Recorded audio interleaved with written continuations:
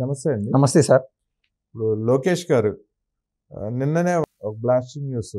TDP కార్యకర్తలు 1 కోటి మందికి 40 కోట్లు పెట్టి ఇన్సూరెన్స్ పాలసీ కట్టారు. అంటే ఒక మెంబర్షిప్ తీసుకున్న వాళ్ళకి 5 లక్షల రూపాయలు డెత్ ఇన్సూరెన్స్ అని చెప్పి చెప్పారు లోకేష్ గారు. ఆ మాటని అక్షరాల నిలబెట్టుకున్నారు. అది చూసి కార్యకర్తలందరూ ఎంతో అంటే ఆయన లోకేష్ గారిని ఒక దేవుడి కింద కొలుస్తున్నారు. లోకేష్ గారు ముందు నుంచి తెలుగుదేశం పార్టీ కార్యకర్తల కోసం ఎంతో చేసుకుంటా వస్తున్నారు. పార్టీ అధికారంలో ఉన్ననాడు లేని నాడు కూడా కార్యకర్తలను ఎవరిని వదిలిపెట్టలేదు. ఎవరికి ఏ సహాయం ఉన్నా ఏ అవసరం ఉన్నా కూడా ఆయన వెన్నంటే నిలబడుతున్నారు ఆయన. అలాగే ఎంతో మంది దుబాయ్ కువైట్ పనుల కోసం వెళ్ళిపోయిన వాళ్ళు అక్కడ పాపం ఆడవారిని వ్యభిచార రొంపిలోకి దింపి నానా హింసలు పెడుతున్నారు. తినడానికి తిండి కూడా దొరకని స్థితిలో వాళ్ళని పెట్టి వాళ్ళతో వ్యభిచారాలు చేయించడం, వాళ్ళ చేత అడ్డమైన చాకరీ చేయించుకొని కనీసం గంజినీళ్ళు కూడా పోయిన స్థితిలో ఉన్న వాళ్ళు జస్ట్ ఒక పోస్ట్ పెడితే వాళ్ళందరినీ కూడా దేశానికి రప్పించడం మొత్తం ఆయన ఖర్చులతోనే వాళ్ళందరినీ రప్పించిన దేశానికి వాళ్ళకి అంటే జీవితం అయిపోయింది అనుకున్న వాళ్ళకి ఒక జీవితం మీద ఆశ కలిగించడం. ఈ కార్యకర్తలకి దాదాపు 1 కోటి మంది కార్యకర్తలకి ఇంత అద్భుతమైన కార్యక్రమం చేశారు అంటే అసలు ఏంటి లోకేష్ గారి విధానాలు ఏంటి? మరో పక్కన వైసీపీ కార్యకర్తల పరిస్థితి ఇప్పుడు ఎలాగుంది? ఇటు టీడీపీ కార్యకర్తలు ఏం చెప్తారు దీని మీద? సార్ మంచి ప్రశ్న. దీంట్లో 2-3 సబ్జెక్ట్స్ ఉన్నాయి మీరు అడిగిన దాంట్లో. లోకేష్ గారు గతంలో ఎమ్మెల్సీగా పనిచేశారు. తర్వాత ఆయన ఎప్పుడైతే ఓడిపోయినాడో మంగళగిరి నుంచి, సాక్షాత్ మంగళగిరి నుంచి, అది రామారావు గారు 1983 టైం నుంచి కూడా మొత్తం అది ఓడిపోయే సీటే మంగళగిరి. ఎప్పుడు? అవును అవును. ఛాలెంజ్గా తీసుకొని సార్ అది అందరూ అంటారు కదా సిల్వర్ స్పూన్తో పుట్టాడు, అది ఇది అని, గోల్డ్ స్పూన్తో పుట్టాడు. అలా ఆ రేంజ్లో అంత అవకాశం ఉన్నాయి అక్కడ. వాళ్ళ తాత ఆయన పుట్టినప్పటికి వాళ్ళ తాత సీఎం, అవును, ఆయనకు ఒక తెలిసినప్పటికీ వాళ్ళ నాన్న సీఎం. అవును. అంతకంటే అవకాశం మన రాష్ట్రంలో లేదా దేశ స్థాయిలో కూడా ఎవరికి రాదు, రాబోదు కూడా. అంత అద్భుతమైన అవకాశం నారా లోకేష్ గారి దగ్గర ఉన్నది. ఆయన అనుకుంటే కుప్పం సీటు ఇట్టే త్యాగం చేయగలుగుతాడు వాళ్ళ నాన్న చంద్రబాబు గారు.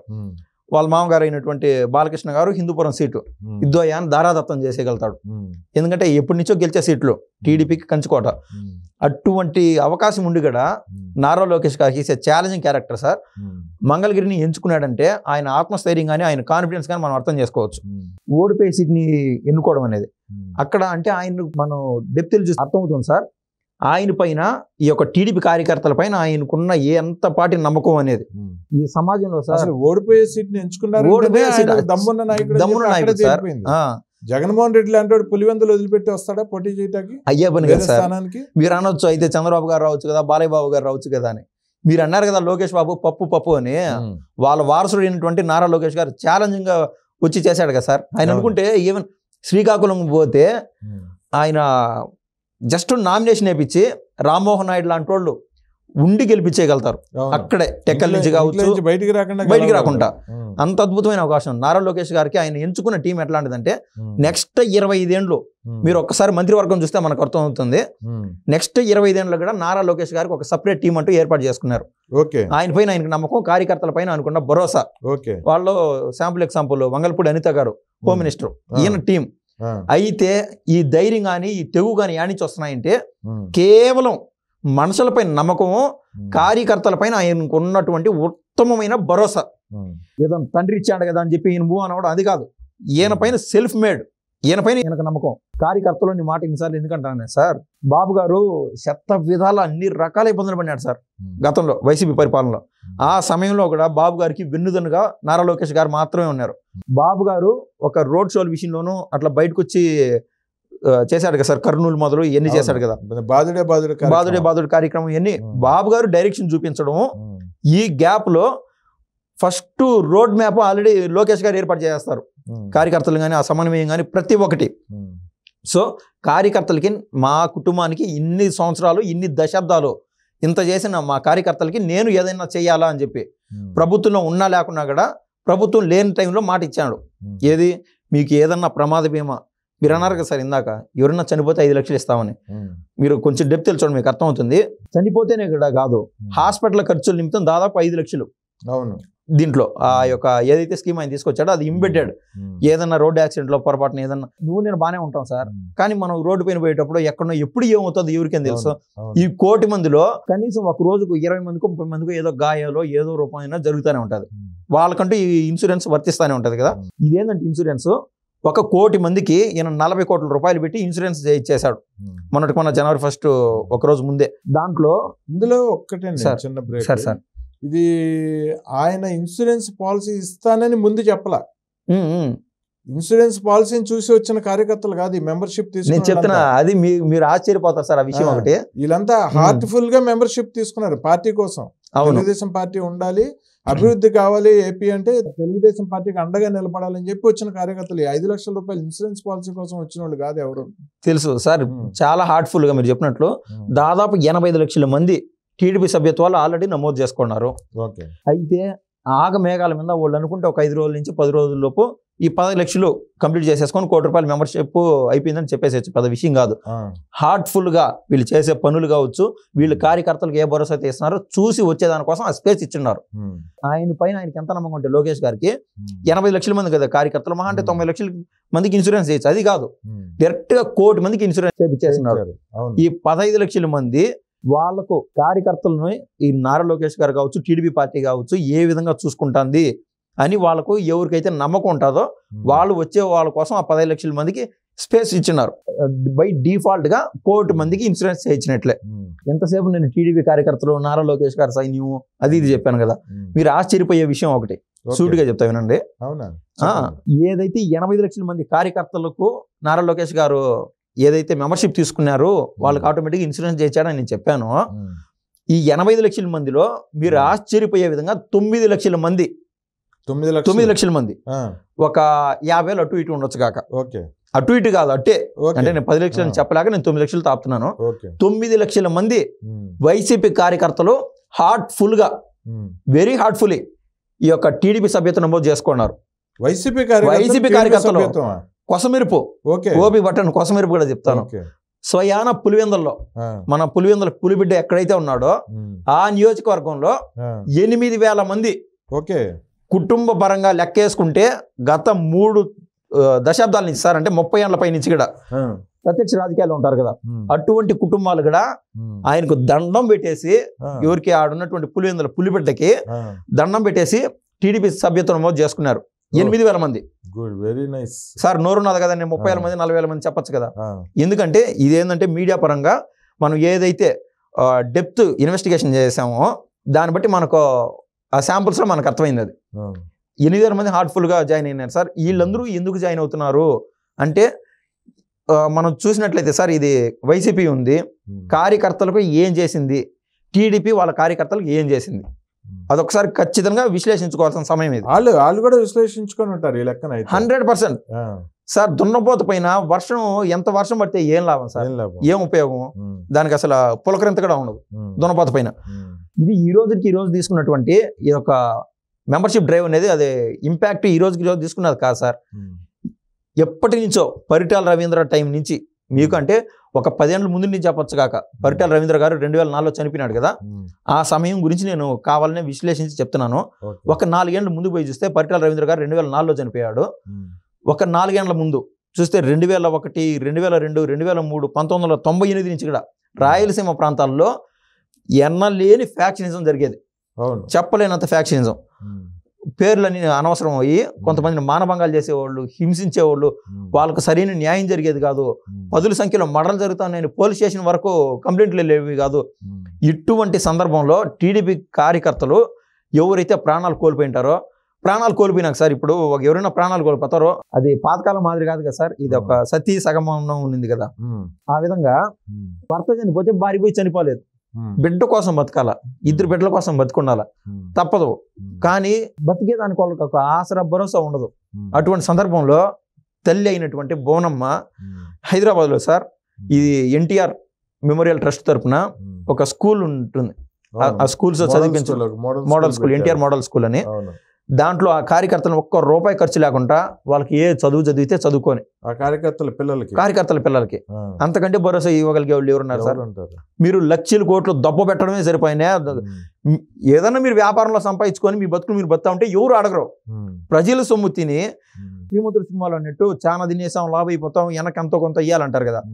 ఆ మాదిరి అంతో ఇంతో రాష్ట్ర ప్రజల సొమ్ము నువ్వు తిన్నప్పుడు కొద్దిపాటైనా నువ్వు కార్యకర్తల కోసం నువ్వు కనుక వెచ్చించుంటే చాలా బాగుంది సార్, హర్షించే వాళ్ళం. ఎందుకంటే మనం ఒక సమాజంలో ఉన్నాము, పాలించే వర్గమే కాదు ప్రతిపక్షం కూడా స్ట్రాంగ్ గా ఉంటే పరిపాలన సక్రమంగా జరుగుతుంది, అందరూ ఆశపడతారు. అయితే వీళ్ళ మెంటాలిటీ ఎట్లా ఉందంటే లక్షల కోట్లు దబ్బడం వరకే సరిపోతుంది. జగన్మోహన్ రెడ్డిది ఆ పార్టీ లేదు సార్, మీరు రాసి పెట్టుకోండి, నువ్వు రాసి పెట్టుకోండి, నువ్వు కావాలంటే మీరు ఆ లింక్ కావాలంటే నేను షేర్ చేస్తాను. 164 వస్తాయని చెప్పి మన పాప్కార్న్ మీడియా నుంచి మనం ఆ రోజు చెప్పాం. అవును, ఏది ఒక 2 నెలల సమయం ముందే చెప్పినాం. ఎందుకంటే ఇటువంటియే మనం ఏదైనా చెప్పినప్పుడు ఎవరికైనా వైసీపీ హ్యాడ్ కోర్ వైసీపీ కార్యకర్తలకు బాధ కలగచ్చు, ఏదైనా బూతులు కామెంట్స్ లో పెట్టచ్చు కాక ఉన్నది ఉన్నట్లు చెప్తే ఉలికిపాటు ఎక్కువ అన్నట్టు ఉన్నది నేను చెప్తున్నాం. మీ వైసీపీ కార్యకర్తల కోసం మీ జగన్మోహన్ రెడ్డి ఏదైనా ట్రస్టులు అంటూ పెట్టాడా, లేదా వాళ్ళ పిల్లల్ని పలానా చోట వ్యక్తిగతంగా చదివిస్తున్నాడా? ఎక్కడ సార్? ఎక్కడా లేదు. అయితే ఈ యొక్క టీడీపీ యొక్క సభ్యత నమోదు దాని గురించి వీటి మూలాల్లోనే ప్రజలకు సేవ అనేది ఉండాలి. సమాజమే దేవాలయం, ప్రజలు దేవుళ్ళు అని పార్టీ పునాది నుంచి రామారావు గారు ఏదైతే నినాదం ఇచ్చారో అదే బాబు గారు ఇప్పటికీ ఆచరిస్తూ వస్తున్నాడు. సరే, ఇప్పుడు వైసీపీ కార్యకర్తల గురించి ఎంతసేపు మాట్లాడాం కదా, వైసీపీ కార్యకర్తలకు ఏం చేశారో ఏం చేయలేదో అనేది చాలా మందికి డైలమాలో ఉంటారు, పట్టించుకోవాలా. ఏమి చేయలేదనేది నేను మీకు క్లారిటీ ఇస్తాను సార్. ఎట్లంటే ఇప్పుడు పేరు నాని స్వయాన వాళ్ళ సతీమణి కూడా పేరు నాని బొక్కలేకపోతే పోయినాడు. వాళ్ళ సతీమణి వాళ్ళ ఇంటి ఆడమనిషి జైలుకి పోయినప్పుడు పోలీస్ స్టేషన్ లో కూర్చుంది. అదే సార్, పోలీస్ స్టేషన్ పోయి కూర్చున్నప్పుడు అటువంటి సమయంలో చంద్రబాబు నాయుడు గారు అయితే అచ్చెన్నాయుడిని ఆ రోజున ఎవరైతే శ్రీకాకుళం వెళ్ళనికుంటా ఏదో ఈఎస్ఐ స్కామ్ అంట అదంట ఇదంటే ఏదో పురమా ఇచ్చి అది ఇది చేసే ఆయన కలిసేదానికి డైరెక్ట్గా వెళ్ళిపోయినాడు బాబు గారు. అవును, అది స్కామ్ ఉండదా లేదా పక్కన పెట్టు, ఉండదు లేదు అందరికి తెలుసు, అందరికీ కనువిప్పు. అవన్నీ తప్పుడు కేసులే, తప్పుడు కేసులే నిరూపించలేకపోయాడు కదా. అవును, వీళ్ళలో నిజాయితీ ఉన్నది కాబట్టి అక్కడికి పోయినప్పుడు ఆయన చేసిన అవినీతి బాబు గారికి ఆటోమేటిక్ అంటుకుంటుంది కదా. అవును, అయ్యి బాబు గారు ఉన్నారు వెనకలా అంటారు కదా. జగన్ దగ్గర ఆ ధైర్యం లేదు వాస్తవంగా, ఎందుకంటే స్కామ్ ఉండదని క్లారిటీ తెలుసు. బాబు గారి మ్యాటర్ ఏంది, ఆడ స్కామ్ లేదని తెలుసు, డైరెక్ట్గా పోయి కలవగలుగుతాడు. ఏమని సార్, వైసీపీ వాళ్ళు ఎవరైతే సోషల్ మీడియాలో ఉన్నారో పార్టీ ఓడిపోయినాక వాళ్ళ మనోభావాలు వ్యక్తిగతంగా బయటకు వచ్చాయి. చాలా మంది నేను పోస్ట్స్ అన్ని చూశాను. ఒక 15 రోజులు 20 రోజుల గ్యాప్లో బాబు గారు ఎక్కడైనా ఒక కార్యకర్తగా ఇబ్బంది పడితే డైరెక్ట్గా పూరి గుడికి వెళ్ళిపోతున్నాడు. ఇంత ఓపిక ఎక్కడి నుంచి వచ్చిందో, ఈ జగన్మోహన్ రెడ్డి ఆ తాడే పిల్లి బయటికి రాలేదు ఏ రోజు అని వాళ్ళు వాస్తవంగా వాపోయినారు. ఇప్పుడు ఈ పేరు నాని విషయానికి వస్తే, అదేవిధంగా కొడాల నాని విషయానికి వస్తే, పేరు నాని అనేవాడు అవినీతి చేశాడు కాబట్టి జగన్మోహన్ రెడ్డి రాలా. కొడాల నాని అనేవాడు ఇంకా కనీసం రిమాండ్ జైలుకి కూడా రాలే కదా, ఏ విచారణ ఎదుర్కోవాలా. అవును, ఇంకా అయితే ఆయన పైకి వస్తుంది కూపి అంతా లాగితే ఆయన చేసిన అవినీతులన్నీ బయటపడుతున్నాయి. ఇట్లాంటప్పుడు నాయన దండవరావు స్వామి నాకు ఏదైనా పెద్ద లీగల్ టీమ్ అరేంజ్ చేయండి అని చెప్పి ఆయన పౌర సరఫరాల శాఖ మంత్రిగా చేశాడు గతంలో. అంత స్టేచర్ ఉండి కూడా ఈ ప్రభుత్వాన్ని కానీ ఈ వ్యవస్థ కానీ ఎదుర్కొనే శక్తి ఉన్నది ఎవరికి కూడా. తప్పులు చేసిన వాళ్ళు ఆటోమేటిక్గా బట్టబయలు అవుతుంది కదా సార్. జగన్మోహన్ రెడ్డి గారికి ఆయన ఫోన్ కాల్స్ అన్ని చేస్తా ఉంటే ఆయన ఎత్తట్లా, ఈ రోజు ఫోన్ కాల్స్ ఎత్తట్లేదండి సార్ కొడాలని. అవును, కొడాలని ఫోన్ కాల్స్ ఎత్తట్లా. ఆయనకి ఇప్పుడు అర్థమవుతుంది అంటే ఆల్రెడీ పేరు నానితో క్రాస్ చెక్ చేసుకొని చూస్తే నేను ఎవడికి చెప్పుకునేది రా స్వామి అని ఆయన రిప్లై ఇచ్చాడంట. అంటే పెద్దోళ్ళకే గతి లేదు ఇక్కడ. జగన్మోహన్ రెడ్డి కాడి నుంచి ఎటువంటి భరోసా లేదు పెద్దోళ్ళకే. కొడాలని కూడా వాళ్ళ ఆవిడ పేరు మీద కూడా దందాలు పెట్టుంటాడు నేను అనుకోవటం. ఇప్పుడు పేరు నాని పరిస్థితి చూసి ఆయనకి చెమటలు పడతా ఉండుంటాయి. కొడాల నాని ఒక్కడిపైనే కానీ ఏమన్నా కేసు వస్తుందంటే ఆయన అంత భయపడ్డు. అవన్నీ సిగ్గిడిచిన వాళ్ళు దేనికైనా తెగిస్తారు, అది వాస్తవమే. అయితే ఆయన కూడా వాళ్ళ భార్య పైన పెట్టినాడు కాబట్టి ఇది ఒక కేస్ స్టడీ అంటాం కదా, ఆ కేస్ స్టడీ మాదిరి దూరం నుంచి వాచ్ చేస్తానే ఉన్నాడు. ఇప్పుడు ముచ్చేమటలు ఎక్కువ బట్టి జగన్మోహన్ రెడ్డి గారి దగ్గర ఏదన్నా భరోసా తీసుకుందాము, ఏదన్నా లీగల్ టీము లేకుంటే ఉన్న పొలంగా బెయిల్ ఏదన్నా అరేంజ్ చేయించుకుందాం అని చెప్పి ఆయన ఫోన్ చేస్తా ఉంటే ఆయన ఫోన్ కాల్స్ కూడా ఎత్తట్లా. ఇక్కడ కోసం అయిపోయిందంటే వీళ్ళు 100 రూపాయలు జనాల నుంచి కొట్టేస్తే అది ఏ రూపేనా, ఈ యొక్క రేషన్ బియ్యం కావచ్చు, మద్యం కావచ్చు, రకరకాల మార్గాలు కావచ్చు, మట్టి కావచ్చు, మైనింగ్ కావచ్చు, గనులు ఉంటాయి కదా సార్, మైనింగ్లు కావచ్చు, ప్రతి దాంట్లోనూ స్కామ్. 100 కోట్ల రూపాయలు డబ్బులు వస్తే అక్షరాలు 60 కోట్ల రూపాయలు జగన్మోహన్ రెడ్డికి పోయేది బండ్లలో 60%. 40% అయినా పెద్ద మొత్తం కదా సార్. జగన్మోహన్ రెడ్డికి ఎదురుగా ఏమైనా చెప్పగలుగుతారా? రూపాయి కొట్టేసి పేదోడు కాడ 40 కోట్లు వీళ్ళు కొట్టినారు అన్న. అయితే 60 కోట్లు నీకు ఇచ్చాం కదా నాయన, నువ్వేమన్నా మాకు చూడనా స్వామి అంటే మీరు చూసుకోండి అని చెప్పి ఆయన ఫోన్ కూడా ఎత్తట్లా. వీళ్ళ పరిస్థితి ఏంది? తేనెలో పడిన ఈగ మాత్రం ఉన్నది ఇప్పుడు. ఓకే. నేను నిజంగా 40 కోట్లు కొట్టేశాను, మా జగన్ 40 కోట్లు కొట్టేశాను వీళ్ళు చెప్పలేరు. ఎందుకంటే వీళ్ళు ఎట తిరిగి ఇరకపోతారు. అవును.